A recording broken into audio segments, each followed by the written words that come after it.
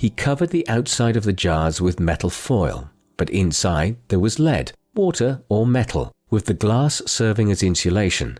He used wire to charge the interior contents. What he learned was that if the interior content was charged, then the outside foil had an equal and opposite charge. He discovered that it was the glass that stored the electricity, not the contents or the metal foil. So, he took this a step further and stacked small pieces of glass, edged them with metal, and wired them together, creating what today we call the electric battery. In 1749, he noticed that these electrical sparks and lightning had at least 12 similar attributes. He wondered if lightning was really a form of electricity. Up to this point, no one had proven it. He thought of a way one might prove it, and wrote his thoughts down in 2 letters he sent to Collinson, who then forwarded these to the Royal Society in London. The Society published his letters in The Gentleman's Magazine in 1750. These letters were translated into French 2 years later. Benjamin became an international sensation when, in 1752, Comte de Buffon and Thomas François d'Alibard led a group of scientists in a demonstration of this experiment in front of the French King Louis XV. It worked. Benjamin later tried this experiment himself with his famous kite and key experiment. This discovery led to the creation of the lightning rod, which protects tall buildings from damage caused by lightning strikes and is still used today. Benjamin would be the first person living outside of Britain to be awarded the Gold Copley Medal for this achievement in 1753. Harvard and Yale universities also awarded him honorary degrees. Benjamin continued to impact science and technological developments in numerous ways, including experiments in heat conduction and smoke control, through the invention of the Franklin stove in 1741, a flexible medical catheter in 1752, a musical instrument called the harmonica in 1762, and bifocal eyeglasses in 1785. He also discovered what today we call the Gulf Stream during his many voyages to and from Europe. Benjamin also achieved on the political front as well. In 1751, he was elected to the Pennsylvania Assembly. His son William replaced him as clerk. As part of the assembly, he was able to get bills passed not only to pave the streets of Philadelphia, but also to install street lamps as well. His inventiveness helped to solve a tricky problem by creating street lamp covers that helped to vent the smoke from the lamp, so the smoke would not cloud the glass. He also modified the traditional design into a system of 4 panes of glass that permitted easy replacement of broken sections. In addition, in 1753, he became joint postmaster with William Hunter for all of the American colonies. Tensions continued to escalate on the frontier between the Native Americans and the Western settlers.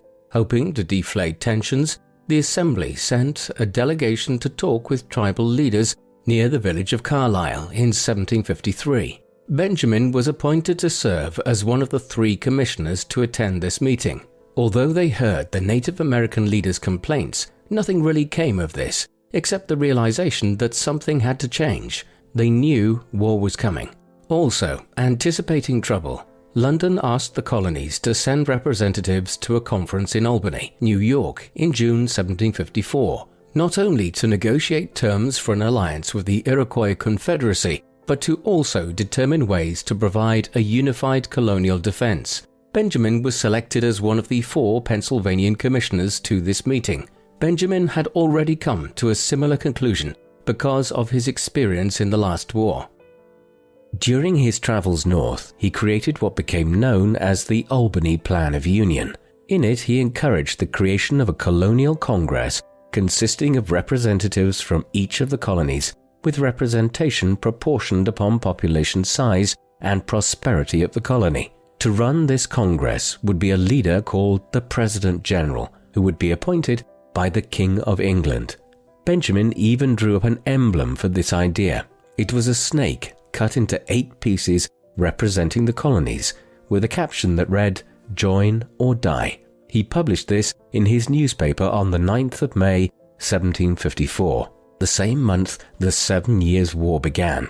It was one of the first political cartoons ever created. In a vote during the Albany Conference, his idea was voted down because many colonial governments did not want to relinquish their independent power. Yet the idea did not disappear. The relationships between the Quakers, the proprietors or owners of the colonies, and the Pennsylvania Assembly had not changed much since the last war, with fundraising through taxation going nowhere. When General Edward Braddock arrived in the colonies to head up the British campaign, he demanded supplies. Benjamin, eager to help, declared that Pennsylvania would rise to the occasion, only to find himself soon responsible for acquiring the much-needed supplies. Although he had to practically beg and barter, even offering his own personal bond to procure the supplies, he managed to pull it off. He received a commendation for his efforts, but at a tremendous cost. After Braddock was ambushed and killed the following year, Benjamin was almost ruined by the amount of loans he had incurred. If the new British general in charge, William Shirley, had not bailed him out, Benjamin would have lost everything. Desperate for money, the Assembly begged the Pennsylvanian proprietor to permit the taxation of properties to raise funds for the war effort, only to be haughtily refused. Eventually, a deal was worked out with Thomas Penn, the proprietor, that he would supplement £5,000 to whatever the Assembly raised. Benjamin's response to this token effort was to say, "Those who would give up essential liberty to purchase a little temporary safety deserve neither liberty nor safety." Benjamin never forgave the proprietor's act of selfishness and became an ardent opponent of the Penn family. Now, with funding in hand, the Pennsylvania Assembly had to raise troops, so they resurrected Benjamin's militia plan. Benjamin donned a military uniform and spent his 50th birthday in a military camp with his son William. He soon found himself elected colonel of the regiment. Since he felt uncomfortable in that role, and because politically it made him a threat to the proprietors, he chose to resign his commission. In response, the Pennsylvania Assembly had another role for Benjamin to play. They chose to send him to London to serve as their agent. His mission was to convince the proprietors to permit taxation of their colonial properties. If that failed, he was ordered to request assistance from the British government. He set sail with his son to England in June 1757. Once he had arrived in London, Benjamin took time to visit important contacts like Collinson and William Strachan. Through these visits, he would make the acquaintance of people who would become lifelong friends, such as Dr. John Fothergill, a prominent physician, Sir John Pringle, a moral philosopher and physician, Joseph Priestley, a fellow scientist who wrote a history of electricity and who would isolate oxygen, and Jonathan Shipley, the Bishop of St. Asaph. He also mixed and mingled with the elite through various social and scholarly clubs, such as the Fellows of the Royal Society and the Club of the Honest Whigs. Since he was there on urgent Assembly business, he met with key officials such as Lord Grenville, the President of the Privy Council, and the Pennsylvania proprietors. He soon discovered that the British saw the colonies not as partners in a greater British Empire, which was how Benjamin saw them, but more as vassals, there to do the government's bidding. His meeting with Lord Grenville, for example, was an exposé of condescension, making it clear to Benjamin that the role of the colonial assemblies was to follow the dictates from England. His meeting with the Penns was initially cordial, as each party used the opportunity to feel each other out. However, when they met in January 1758, the conversation was explosive. Any influence Benjamin had before this evaporated after this meeting. As a result, Benjamin used his time in England to provide inside information to his colleagues in the colonies so they would know what to expect. In November 1758, Benjamin received notice of a final response from the Penns. In it, they stated that the Assembly had no power beyond advice and consent. They also said they did not want to work with Benjamin anymore. His response, however, was to suggest to the Assembly that he use his time in London to attempt to pull Pennsylvania away from the Penn family, transferring control to the Crown as other colonies had done. He said he would use the proprietors' lax actions regarding Native American affairs and their insistence of having their way over the needs of the empire as leverage. His allies in the assembly told him to stay and fight. During his time in England, Benjamin took the opportunity to travel during the summers as much as he could. One of his first trips was to visit Ecton and its environs with his son William to do some genealogical exploration. He then travelled through northern England into Scotland. There he received an honorary degree from the University of St Andrews in 1759. From this point forward, he was known as Dr. Franklin. 3 years later, he received an honorary doctorate from Oxford, and in 1761 he visited France and Holland and was treated like a celebrity everywhere he went because of his scientific exploits.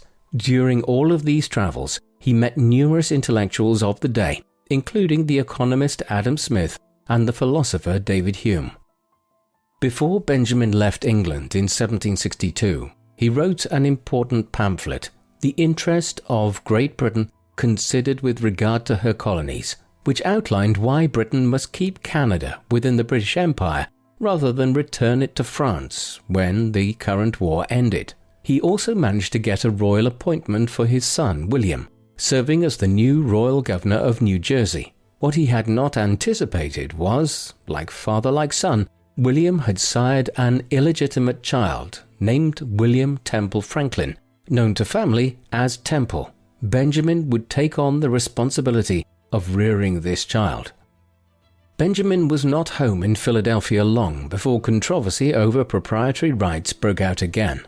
Infuriated by the poor defense their region had received during the war, several Western settlers attacked groups of Christianized Native Americans. The Paxton Boys, as they came to be known, moved towards Philadelphia with the intent of killing more Native Americans and any whites protecting them. The government panicked. Eventually, the government sent a delegation to meet with the boys. The delegation managed to get them to see reason and pulled back from their attack. Afterwards, Benjamin wanted the government to hold the members of this mob accountable, but they refused. In fact, they encouraged the mob to take Native American scalps and receive a bounty. Benjamin was horrified. Benjamin again attacked proprietary rights and their refusal to contribute to expenses for defense. In March 1764, he wrote a series of resolutions calling for the end of the ineffectual proprietary government and even started a petition drive to do so. The Assembly voted to return Benjamin to England to work towards ending the proprietorship and creating a more equitable relationship with England, possibly getting a representative for all of the colonies in Parliament. He left for England in November 1764. Benjamin arrived in London unaware that a new storm was brewing. The British government had determined that if the colonials could not pay for their own protection against the Native Americans and the French, then they would have to be taxed in order to pay for the expense. In March 1765, Parliament passed the Stamp Act to raise funds for this military protection. Benjamin, hoping to keep on good terms with the government, calculated badly by suggesting his good friend John Hughes be appointed the tax collector in Pennsylvania. What he did not know was that mob violence had already broken out all over the colonies, and some began to see Benjamin as the agent of their troubles and not only attacked Hughes, but also threatened to attack Benjamin's home, but were beaten back by friends. These events led some Americans to begin to question their place within the British Empire, galvanizing their thinking as Americans, not Britons. In England, Benjamin was slow to pick up on the growing tensions back home. He desperately wanted his precious Pennsylvania to remain within the Greater British Empire, but the question was how. With careful prodding by friends back in America, he refocused his efforts to try to get an American representative in Parliament. On the 13th of February 1766, he got the chance to present his case.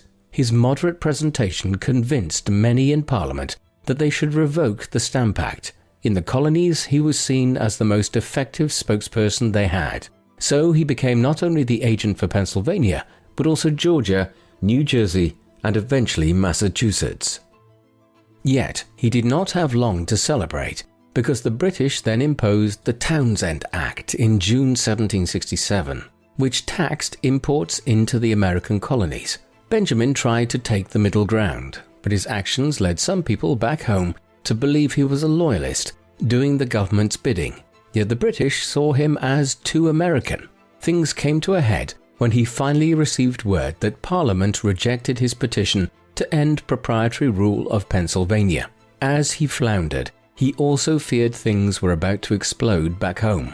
It did on the 5th of March 1770, when a little skirmish in Boston changed everything. Today, we call it the Boston Massacre. Although this led to the repeal of the Townshend duties on everything but tea, tensions remained high. In 1773, Benjamin wrote several satirical pieces in an attempt to diffuse tensions.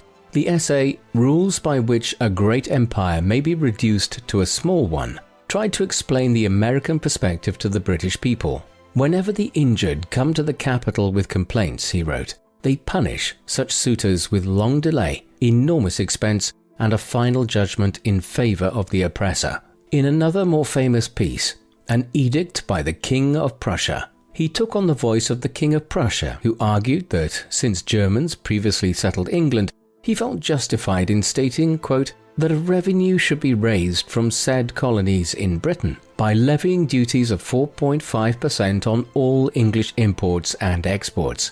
As it turned out, the British were in no laughing mood. It did not help that on the 16th of December 1773, some 50 Americans dressed as Mohawk Indians dumped 10,000 pounds worth of tea into the Boston harbor. On the 29th of January 1774, Benjamin found himself in a room called the Cockpit at the Palace of Whitehall in Westminster, where King Henry VIII had once watched cockfights. Benjamin was asked there by Parliament to defend his actions regarding 6 letters written by Massachusetts Governor Thomas Hutchinson that were secretly published in American newspapers. These letters exposed the systematic efforts by the British government to oppress the colonists. Of course, the British government was furious and gave Benjamin little quarter during their verbal thrashing. The next day, they stripped Benjamin of his role as postmaster. The only ray of hope was secret talks between him, former Prime Minister William Pitt the Elder, who was Lord Chatham, and Richard and William Howe. While they sympathized with the plight of the Americans, politically they could not change British policy. In the midst of all of this, Benjamin's wife Deborah died. On the 18th of April 1775, a little battle occurred in the village of Lexington that would become known as the Shot, heard around the world. The Revolutionary War had started. Benjamin was already under sail to return home when it occurred. He landed in a country that had already held its first Continental Congress. Benjamin literally stepped off the ship as delegates gathered for the Second Continental Congress. He joined the next day as a delegate and ardent patriot. He had finally decided which side he would take, but first he had to talk with his son William in an attempt to pull him to his side. During a meeting at Trevose, owned by Joseph Galloway and located north of Philadelphia, the two Franklins talked. William insisted that they all remain neutral in the American conflict, only to hear his father say that the only recourse for the terrible treatment the Americans had experienced was complete independence. William responded that his beloved country would soon be in flames if the Americans continued their violent course. Both left this meeting bitter and sad, knowing that they had chosen opposite sides. This was not the case for every delegate to the Second Continental Congress. Many still held out hope that the British would see reason. On the 5th of July 1775, John Dickinson pushed through what became known as the Olive Branch Petition to be sent directly to the king, insisting that the troubles were started by meddlesome members of Parliament and requesting that the king come to their rescue. The delegates hoped that through this, along with the declaration of the causes and necessity for taking up arms, hostilities would end, even though the British had burned Charleston, South Carolina, and won the bloody Battle of Bunker Hill a month before. After his mistreatment in England, Benjamin knew exactly what direction things had to go and began a draft for a declaration for independence. That draft document used many of the same arguments found in his essays written in England. He also knew that the colonies had to become more dependent upon one another if they were to survive at all. So he pulled out his old Albany Plan from 1754 and revised it to fit the new situation, including a system of government with a division of powers between the central federal government and that of the states. It also spelled out how these powers would be divided. He presented it to Congress in late July. During much of 1775, Benjamin was busy with congressional activities ranging from establishing the manufacture of gunpowder, negotiating alliances with Native Americans, promoting trade with other countries, to addressing military discipline within the militia. He was so busy that John Adams wrote to his wife Abigail that Benjamin, quote, does not hesitate at our boldest measures, but rather seems to think us too irresolute. In March 1776, Benjamin was asked to head a committee to meet with officials in Canada, in the hope of pulling them to the colonial side. He never got a chance to ask because he soon realized that the colonies could barely stand on their own and lacked solid monetary and military support. The Canadians, for their part, fearful of incurring the wrath of Parliament, proved inhospitable. Upon his return from this mission, the attitudes of the congressional delegates had galvanized because there had been no response from the king. There were mounting threats from Britain with more troops on their way, and increased public pressure to act due to the impact on public opinion of Thomas Paine's pamphlet Common Sense, first published in January 1776. Congress determined it was time to declare independence, so it established a committee of 5 to write it. They met at Benjamin's home just a few blocks away. Jefferson was given the honor of writing the initial draft, and it would be Benjamin who offered minimal but key edits. On the 2nd of July, the delegates voted for independence and signed the document a month later, in essence signing their death warrant if things went badly. Now they had to form a system of government. Although he presented his Albany Plan as an option, the resulting Articles of Confederation, completed in 1777 after much arguing, would look nothing like it. But Benjamin would have other things to worry about, because he was selected to sail to France to request financial and possibly military assistance. He would be saddled with 2 difficult characters as his co-commissioners: Silas Deane, who would later be sent home in disgrace for financial improprieties and other issues, and the mentally unstable Arthur Lee. Once in France, Benjamin set out to build upon the work of Deane, who had arrived earlier and managed to get a shipment of arms to the colonies. Working with the French foreign minister, the Comte de Vergennes, Benjamin determined to use his scientific celebrity to build friendships and win the hearts of the French court and people.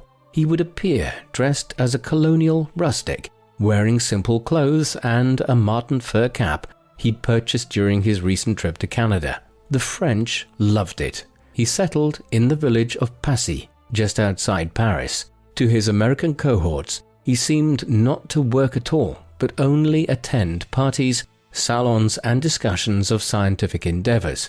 In reality, he proved the bedrock of the delegation over the next 5 years. By 1778, he had achieved treaties of alliance and commerce with France, helped by the dramatic American victory at Saratoga on the 19th of September 1777. He achieved much, in spite of having to address constant squabbles among the American delegation. Silas Deane was recalled soon after the signing of the alliance treaty with France. Arthur Lee suffered from paranoia, seeing evil under every chair, including sending letters home about Benjamin's seeming laziness and disloyalty. Yet one of Lee's accusations that the delegation's secretary Edward Bancroft was a British spy proved to be true.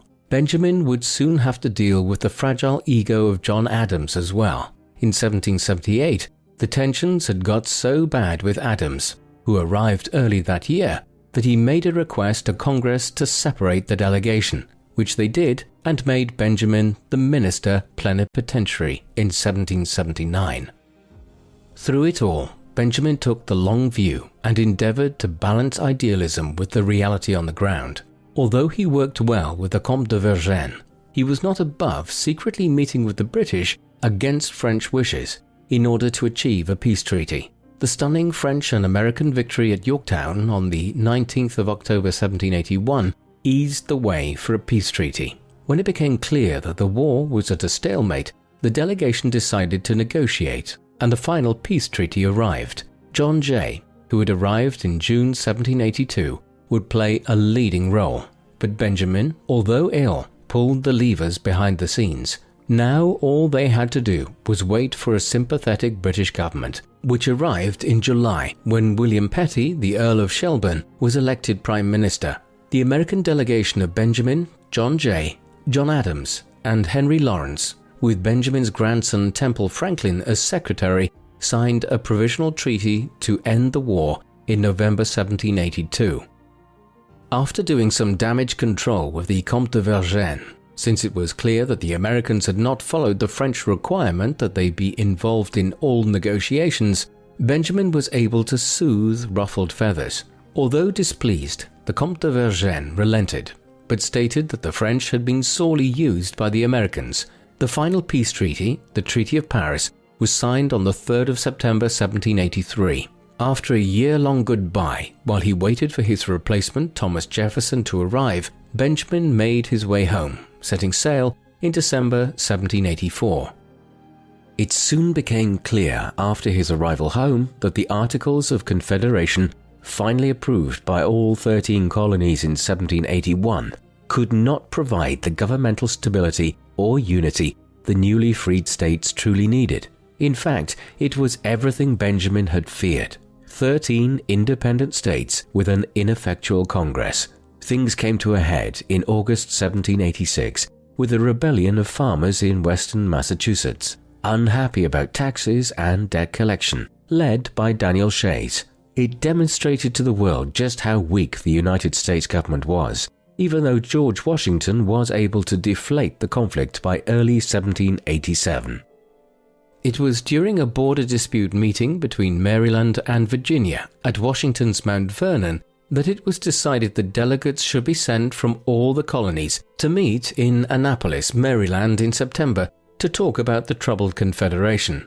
Only 5 states sent delegates, and so a meeting date for a more intense discussion was set for May 1787 in Philadelphia. Once the delegates arrived, it became clear that they had to do more than just revise the Articles of Confederation. They had to create a whole new system. While Benjamin had opinions about what should be done, he remained silent, and instead used his diplomatic skills, developed over years of difficult negotiations both in England and in France, to guide the delegates to sensible solutions, often using the Socratic method he had learned years before. His comments were few, but his words, carefully chosen, made the delegates think about what was truly at stake. It was in this role as the Enlightenment sage that he helped this constitutional convention create one of the longest-lasting constitutions ever to exist in the history of humankind. Once this Congress approved of this constitution, Benjamin stated, "Thus I consent, sir, to this constitution, because I expect no better, and because I am not sure that it is not the best." As historian Walter Isaacson wrote, for him, compromise was not only a practical approach, but a moral one. Tolerance, humility, and respect for others required it. This attitude served his beloved country well when it needed it most. Although enfeebled with gout and kidney stones, Benjamin remained active in intellectual pursuits. He continued writing to philosophical and scientific friends throughout Europe. He also took on a new pursuit, the abolition of slavery. While he had written on the matter numerous times during his life, he finally acted by accepting the presidency of the Pennsylvania Society for promoting the abolition of slavery in 1787. One of the final political acts of his life was to send a slavery abolition petition to Congress in February 1790. On the 17th of April 1790, Benjamin Franklin died at the age of 84. Over 20,000 mourners lined the streets to watch the funeral procession as it worked its way to the burial ground at Christ Church in Philadelphia.